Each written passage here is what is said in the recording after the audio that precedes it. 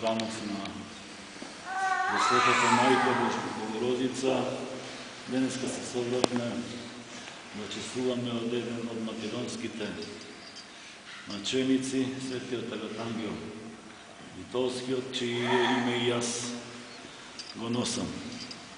Се радувам што мојот брат во Христа, митрополит Копревнички Иларион, дојде на оваа божествена литургија да чиноначалствува, да измоли благодатта на Пресветиот Дух, да слезе во светите дарови, да ги освети и од обично тело и обично видо да направи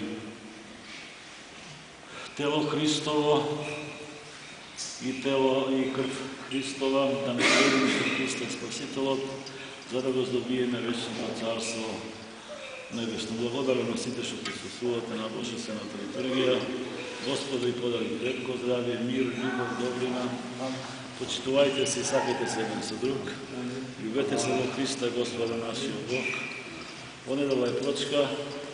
Ако даде Бог, ќе служиме тука божествена архиерейска литургија. Ако не, простете се сите, да сте живи и здрави.